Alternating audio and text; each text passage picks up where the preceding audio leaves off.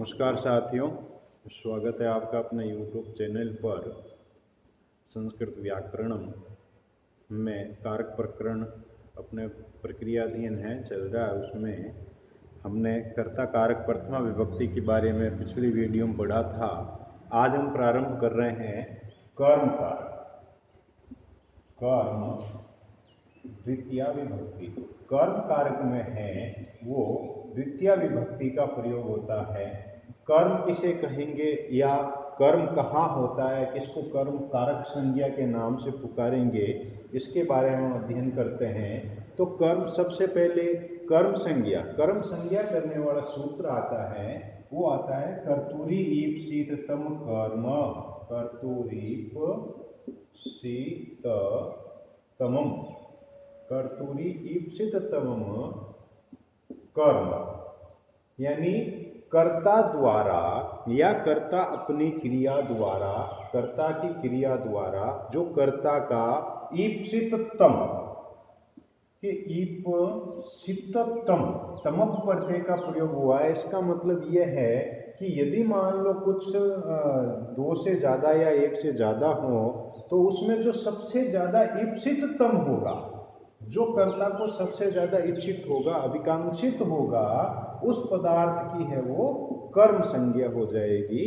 तो कर्तुरी यानी कर्ता द्वारा ईप्सिततम की अभिलषित, अभिकांक्षित, सबसे ज्यादा इच्छित पदार्थ जो है वो क्या कहलाएगा? कर्म कहलाएगा। जैसे नृपः शत्रुम जयति, नृपः शत्रुम जयति, तो यहाँ पर देखिए नृपः कर्ता है, इसकी क्रिया है जयति यानी राजा जीतता है। अब राजा किसको जीतता है? शत्रु को। तो यहाँ पर ये जो क्रिया है जी धातु, इसका मुख्य ईप्सिततम पदार्थ कौन सा है? कर्ता का, इसके द्वारा शत्रु। तो ये जो शत्रु शब्द है ये कर्म कहलाएगा। किसका? नृपः, इस कर्ता का। उसी प्रकार से जैसे शिष्यः पाठम पठति, शिष्य पाठम पठति, यहाँ पर करता है शिष्य।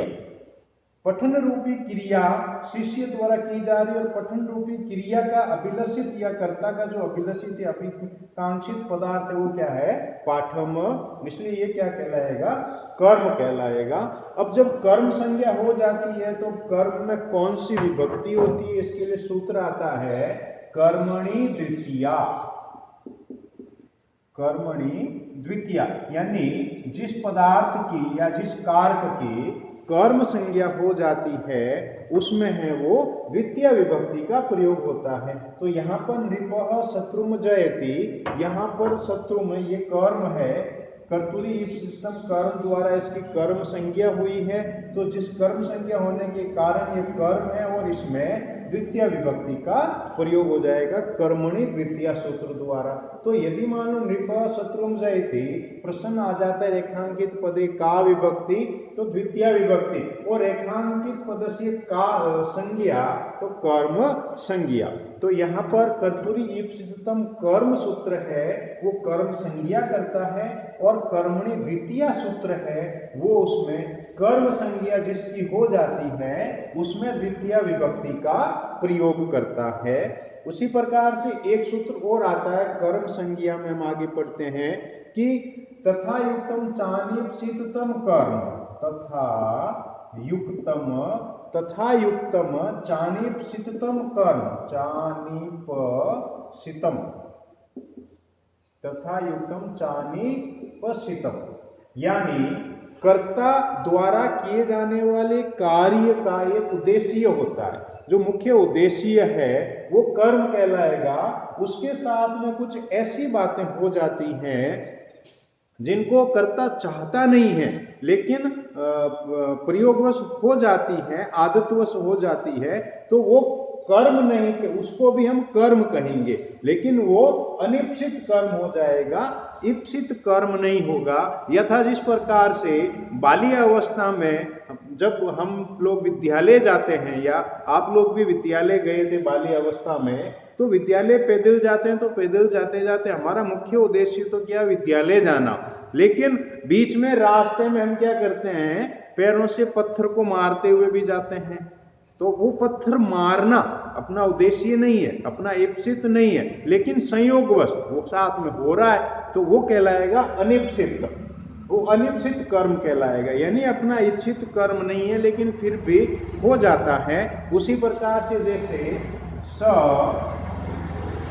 ग्रामम गच्छन, स ग्रामम गच्छन तृणम स्पृशति, वह गांव जाते हुए तिनके को छूता है। अब यहाँ पर रास्ते में चलते हुए कहीं भी जा रहे हैं, रास्ते में या कोई पेड़ की टहनी आ गई उसको छू लिया, तो ये उस पेड़ की टहनी को छूना अपना इप्सित कर्म नहीं हो सकता, अनिप्सित कर्म हो जाएगा। कर्म तो हो गया लेकिन वो इप्सित कर्म न होकर के अनिप्सित कर्म हुआ है, तो उस अनिप्सित कर्म में भी द्वितीय विभक्ति का प्रयोग हो जाएगा। मुख्य उद्देश्य तो क्या था, ग्रामम, यानी मुख्य कर्म तो ये हो गया ग्रामम, लेकिन तृणम स्पर्शति, तिनके को स्पर्श करता है तो ये अनिप्सित कर्म हो जाएगा। यानी कि न होते हुए कर्म, उस कर्म को करने का उद्देश्य नहीं होता फिर भी हो जाता है, तो वो अनिप्सित कर्म कहलाता है और उसमें भी द्वितीय विभक्ति का प्रयोग हो जाता है। फिर आगे देखिए अपन एक सूत्र पढ़ते हैं, अकथितम च, अकथितम च। अकथितम च का मतलब होता है जिसको कहा नहीं गया, अविवक्षित, अकथित अविवक्षित हो, जिसको कहा नहीं जाए, जिसको कहा नहीं जाए। तो अपने एक कहावत होती है कि जिसका कोई नहीं उसका भगवान होता है, तो यहाँ पर इस सूत्र में अपन ये समझ सकते हैं जिसका कोई नहीं उसका कर्म कारक होता है, जिसका कोई नहीं उसका कर्म कारक होता है। कैसे कि अपादान आदि कारक की अविवक्षा होने पर, अपादान आदि कारक, अपादान आदि कारक में सारे कारक आ गए कर्म को छोड़ करके, जिसमें करण, संप्रदान, अपादान, अधिकरण ये सारे आ जाएंगे। तो अपादान आदि कारक की अविवक्षा होने पर, अविवक्षा होने पर उस कारक की कर्म संज्ञा हो जाती है।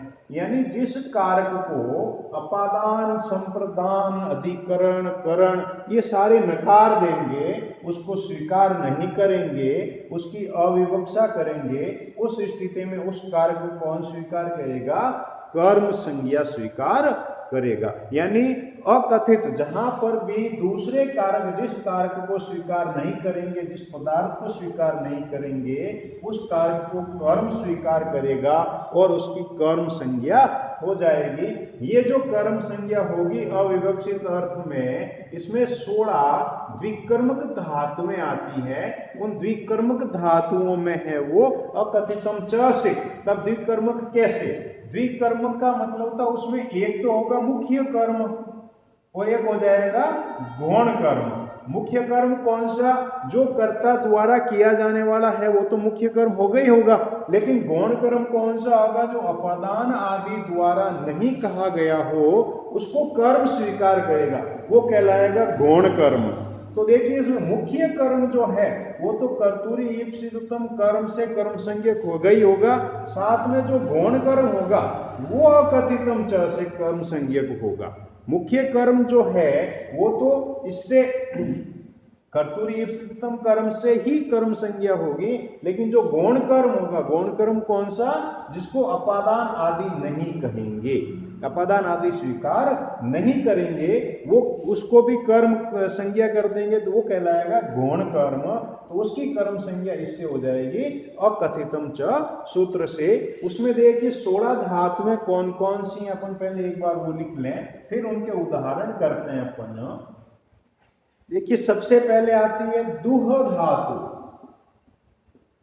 दुह धातु, फिर आती है याच, दुहिय याच, दुह धातु, याच धातु, फिर आती है पच धातु, पच धातु का अर्थ होता है पकाना, फिर आती है दंड धातु यानी दंड देना, दंड धातु का अर्थ होता है दंड देना, फिर आती है रुद धातु, रुद धातु का अर्थ होता है रोकना, रुद्ध धातु का अर्थ होता है रोकना। फिर आती है प्रच्छ धातु, प्रच्छ धातु का अर्थ होता है पूछना। उसके बाद में आती है ची धातु, ची धातु का मतलब होता है चुनना, ची धातु यानी चुनना। और उसके बाद में आती है भ्रू और सास। भ्रू धातु का अर्थ भी होता है कहना और सास धातु का अर्थ भी होता है कहना या उपदेश देना। फिर आती है जी धातु, जी धातु का अर्थ आ जाता है जीतना, जी धातु यानी जीतना। और फिर उसके बाद में आ जाती है मंथ धातु, मंथ धातु का मतलब होता है मथना बिलोना, मथना बिलोना। और फिर आ जाती है उसके बाद में आपके मुस धातु, मुस धातु का मतलब होता है चुराना, मुस धातु यानी चुराना। और फिर आती है फिर आती है री, और फिर आती है नी ह्री वह और कृष्ण। इनका अर्थ ले जाना, खींचना, हरण करना, ये सारी चारों धातुओं का अर्थ आता है ले जाना, हरण करना, वहन करना, खींचना। इस तरह से इन धातुओं का अर्थ हो जाएगा। तो ये अपने 16 धातु हैं और इस अर्थ की जो अन्य धातुएं हैं उनका भी यदि प्रयोग होता है तो गौण कर्म में है वो कर्म संज्ञा हो जाएगी अकथितम च से। अब हम देखिए एक एक धातु का प्रयोग करके वाक्य में प्रयोग करते हैं। तो सबसे पहले अपने पास आती देखिए दूह धातु। तो यहाँ पर देखिए गाम पय दोगधी, गाम पय दोगधी, गाय से दूध दुहता है। तो यहां देखिए कर्ता स या कृष्ण गाम पय दोगधी, वह गाय से दूध दुहता है, कृष्ण गाय से दूध दुहता है। तो यहाँ पर देखिए मुख्य कर्म क्रिया क्या है, दोगधी दुहता है, क्या दुहता है, दूध। ये तो हो गया मुख्य कर्म। मुख्य कर्म का मतलब होता है जो पहले से ही कर्तरी इप्सितम कर्म से कर्म संज्ञा है। अब यहाँ पर दूध किससे आ रहा है, गाम गाय से, गाय से दूध क्या हो रहा है, पृथक हो रहा है। और पृथक के अलग होने अर्थ में अपन ने पढ़ा था अपदान कारक होना चाहिए, लेकिन यहाँ पर अपदान कारक की अविवक्षा हो रही है। तो अपदान कारक की अविवक्षा हो रही है तो यहाँ पर इस गाम पद में अकथितम च से कर्म संज्ञा हो जाएगी। यानी कि अपदान कारक की अविवक्षा होने के कारण रेखांकित पद में अकथितम च सूत्र द्वारा कर्म संज्ञा होकर कर्मणि द्वितीया द्वारा द्वितीय विभक्ति का प्रयोग हो गया। अब देखिए कई बार क्या होता है, कंफ्यूजन करने के लिए सवाल ये पूछ लिया जाता है कि गाम पय दोगधी रेखांकित कर दिया पयः को, रेखांकित पदे केन सूत्रेण कर्म संज्ञा भवति। अब अपन उदाहरण तो पढ़ रहे हैं अकथितम में, तो अपन सीधा क्या करेंगे अकथितम च, जबकि गलत हो जाएगा। पय या मुख्य कर्म है, पयः की कर्म संज्ञा अकथितम च से नहीं होगी, पयः की कर्म संज्ञा होगी कर्तूरी ईप्सितम कर्म से। अकथितम में यहाँ पर अकथित कर्म कौन सा, पय अकथितम थोड़ी है, यहाँ पर अकथितम है गाम, क्योंकि अपदान की अविवक्षा हुई तो अविवक्षित कर्म कौन सा हुआ, ये हुआ। तो इसलिए इसकी कर्म संज्ञा होगी अकथितम च से। ये जो मुख्य कर्म है ये तो कर्तूरी ईप्सितम कर्म से ही कर्म संज्ञक होगा। उसी प्रकार से अपन देखिए याच धातु का करते हैं। तो निरुपम वसुधाम याचते, नृपम वसुधाम याचते, नृपम वसुधाम याचते, राजा से पृथ्वी मांगता है। तो यहां पर देखिए राजा से पृथ्वी मांगता है। यहां पर देखिए वसुधाम, ये तो मुख्य कर्म हो गया, वसुधाम पृथ्वी मांगता।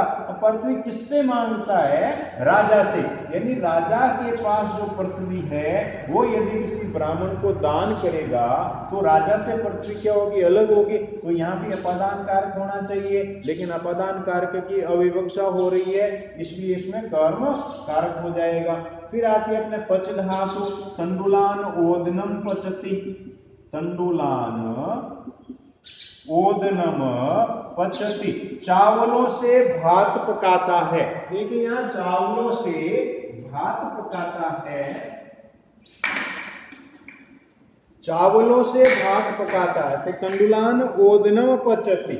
यहाँ पर भात पकाता मुख्य कर्म क्या हो गया? ओदनम, भात पकाना।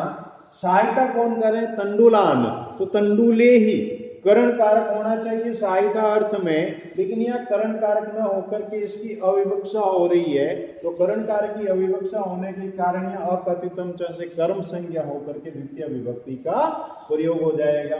फिर आता है दंड। दंड यानी दंड देना। देवदत्तम सतम दंडयति, देवदत्तम सतम दंडयति, देवदत्त को 100 रुपये का दंड देता है। राजा है वो देवदत्त को 100 रुपये का दंड देता है। मुख्य कर्म तो 100 रुपये वसूल करना है, लेकिन देवदत्त से 100 रुपये अलग होंगे, तो देवदत्त से 100 रुपये अलग होंगे तो देवदत्त में कौन सा कारक होना चाहिए? अपदान कारक होना चाहिए, लेकिन यहाँ पर अपदान की अविवक्षा हो रही है, और अपदान की अविवक्षा होने के कारण अकथितम च से इसके कर्म संज्ञा होकर के द्वितीय विभक्ति का प्रयोग हो जाएगा। फिर आता अपने रुद्र धातु। तो रुद्र धातु में देखिए वज्रम, वज्रम अवरुणद्वि गाम, वज्रम अवरुणद्वि, अवरुणद्वि गाम, गाय को बाड़े में रोकता है। तो गाय को रोकना मुख्य कर्म तो ये हो गया, लेकिन रोक कहाँ रहा है? वज्रम बाड़े में रोक रहा है, तो बाड़े में रोक रहा है, इसका मतलब यहाँ पर बाड़े में अधिकरण कारक होना चाहिए, लेकिन यहाँ पर अधिकरण की अविवक्षा हो रही है, और अधिकरण की अविवक्षा होने के कारण यहाँ पर अकथितम च से इसमें कर्म संज्ञा हो जाएगी। उसी प्रकार से फिर देखिए आगे आता अपने पृच्छ धातु। पृच्छ धातु माणवकम पंथानम पृच्छति, माणवकम पंथानम पृच्छति, बालक से मार्ग पूछता है। तो बालक से मार्ग पूछता है, यहाँ भी है वो अपदान कारक होना चाहिए। मुख्य कर्म तो हो गया पंथानम, मार्ग पूछता है, तो बालक से पूछ रहा है, यहाँ भी अपदान की अविवक्षा होने के कारण इसमें भी अकथितम च से कर्म संज्ञा हो जाएगी। फिर उसी प्रकार से ची धातु यानी चुनना, वृक्षात अवचिनोति फलानी, वृक्षात अवचिनोति फलानी, वृक्ष से फल चुनता है। तो यहाँ पर मुख्य कर्म तो हो गया फल चुनना। कहाँ से चुन रहा? वृक्ष से। तो यहाँ पर वृक्षात में फल अलग हो रहे हैं, पृथक हो रहे हैं, तो अपदान कारक होना चाहिए, लेकिन अपदान कारक की यहाँ भी अविवक्षा हो रही है, इसलिए यहाँ भी क्या हो जाएगा? कर्म कारक हो जाएगा अकथितम च सूत्र से। फिर है भ्रू और सास धातु। देखिए गुरु शिष्यम धर्मम, धर्मम ब्रूते या शासति, ब्रूते शासति वा। गुरु है वो शिष्य को धर्म कहता है, धर्म का ज्ञान कहता है। तो यहाँ पर देखिए कहने अर्थ में जिसको कुछ कहा जाएगा या जिसको उपदेश दिया जाएगा उसमें संप्रदान संज्ञा होनी चाहिए। यहाँ पर मुख्य कर्म तो हो गया धर्म को कहना, धर्म का उपदेश देना। कहा किसको जा रहा है या उपदेश किसको दिया जा रहा है? शिष्य को। तो यहाँ संप्रदान कारक होना चाहिए, गुरु शिष्याय धर्मम ब्रूते होना चाहिए या गुरु शिष्याय धर्मम शास्ति होना चाहिए, लेकिन यहाँ पर संप्रदान कारक है उसको स्वीकार नहीं कर रहा है। तो संप्रदान कारक की अविवक्षा होने के कारण इसमें है वो अकथितम च से कर्म संज्ञा हो जाएगी। फिर उसके बाद में देखिए आता है जी। देखिए जी धातु में, जी यानी जीतना। तो जी धातु में देखिए अपदान कारक की अविवक्षा होगी इसमें कि नृपः, नृपः शत्रुम राज्यम जयति, नृपः शत्रुम राज्यम जयति, राजा शत्रु से राज्य जीतता है। तो मुख्य कर्म तो क्या हो गया? राज्य। जीत किससे रहा है? शत्रु से। तो शत्रु में अपादान कारक होना, शत्रु से राज्य अलग होगा, तो शत्रु में अपादान कारक होना चाहिए, लेकिन यहाँ पर अपादान की अविवक्षा हो जाएगी और अविवक्षा होने के कारण अप्रतितम च से क्या हो जाएगी? कर्म संज्ञा हो जाएगी। उसके बाद में आता देखिए मंथ। मंथ यानी मथना, बिलोना। सुधाम शीर्षाग्रम मथनाति, सुधाम शीर्षाग्रम मथनाति, क्षीर सागर से अमृत मथता है, क्षीर सागर से अमृत मथता है। मुख्य कर्म तो क्या गया, क्षुधाम अमृत, कहां से, क्षीर सागर से। तो क्षीर सागर से अमृत क्या होगा, पृथक होगा, अलग होगा। तो यहाँ भी अपदान कारक की अविवक्षा हो रही है, तो अपदान कारक की अविवक्षा होने के कारण इसमें वो कर्म संज्ञा हो जाएगी अकथितम च से। फिर है मुस, स देवदत्तम शतम मुशनाति, वह देवदत्त के 100 रुपये चुराता है। तो यहाँ पर देखिए शतम मुशनाति, 100 रुपये चुराता, मुख्य कर्म तो ये हो गया। अब किससे चुराता है, देवदत्त से। तो देवदत्त से 100 रुपये क्या होंगे, अलग होंगे। तो यहाँ भी अपदान कारक की अविवक्षा होनी चाहिए, लेकिन अपदान कारक की अविवक्षा हो गई। अपदान कारक होना चाहिए लेकिन अपदान कारक क्या हो गई, अविवक्षा हो गई। और अपदान कारक की अविवक्षा होने के कारण यह अकथितम च से कर्म संज्ञा हो जाएगी। फिर आते हैं पर ने, ह्री, वह या कृष्ण। तो स अजाम ग्रामम नयति वहति हरति या कर्षति, वह बकरी को गांव में ले जाता है। तो यहां पर देखो बकरी को गांव में ले जाता है। तो गांव में अधिकरण आधार, यहाँ पर आधार की अधिकरण की अविवक्षा हो रही है। यहाँ ग्राम में होना चाहिए, लेकिन नयति, वहति, हरति, कृषति, ये जो द्विकर्मक धातुएं आ रही है इनके योग में है, वो वहां पर ग्रामम अधिकरण कारक की अविवक्षा होने के कारण है, वो इसमें कर्म संज्ञा हो जाएगी। तो यहाँ पर देखिए अब अकथितम च से 16 द्विकर्मक धातुओं के योग में हमने कर्म संज्ञा पढ़ी है। अकथितम च यानी जहां अपादान आदि कारक जो हैं वो जिस कारक को स्वीकार नहीं करेंगे या जिस कारक में वो अविवक्षित करेंगे, जिस कारक को अविवक्षा में रखेंगे उसको अकथित कहा जाएगा। और उस अकथित कारक में है वो कर्म संज्ञा हो जाएगी अकथितम च सूत्र से, और उसमें कर्म संज्ञा होकर के द्वितीय विभक्ति का प्रयोग हो जाएगा। तो आज हम यहाँ तक पढ़ेंगे। कर्म कारक को ही हम अगले वीडियो में और आगे बढ़ाएंगे, क्योंकि कर्म कारक में अभी कुछ सूत्र और आएंगे। अगले वीडियो में हम कर्म कारक के साथ में फिर से मिलेंगे। तब तक के लिए नमस्कार, जय हिंद।